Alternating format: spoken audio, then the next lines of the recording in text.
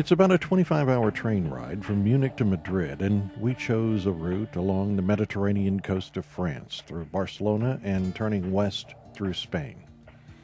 It was a beautiful ride, along the seaside marshes dotted with hundreds of flamingos and across the arid Iberian plains. Beverly and I left our hotel in Alcalá and went to Madrid on our first morning in country.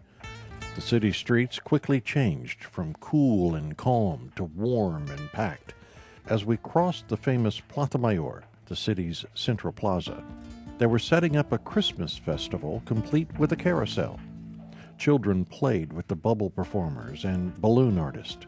Adults shopped for holiday novelties, and vendors were hawking lottery tickets for the Christmas lottery.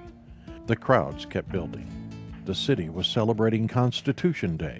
It was December 6, 1978, when Spain, emerging from the dictatorship of Francisco Franco, went to the polls and voted to become a democracy. We went back to our quiet hotel room to try and rest after our long train ride and before our trek out into the Spanish countryside Monday morning.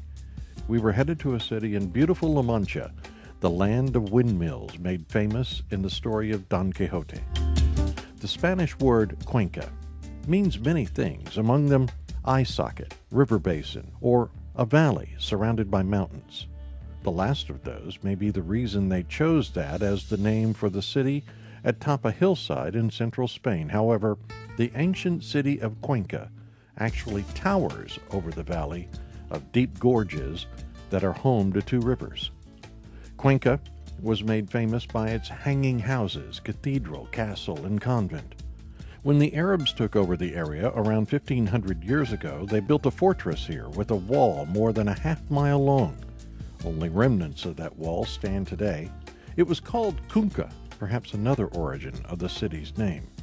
About 500 years after the Muslims took over the region, Christians began pushing them out until they took over Cuenca in 1177. After that, the city on the hillside became a textile and agricultural region. The casas colgadas, or hanging houses, were built around the 1400s, but there's no clear history explaining why the buildings were perched precariously on the bluff. They've been personal residences, and today house a restaurant and a museum.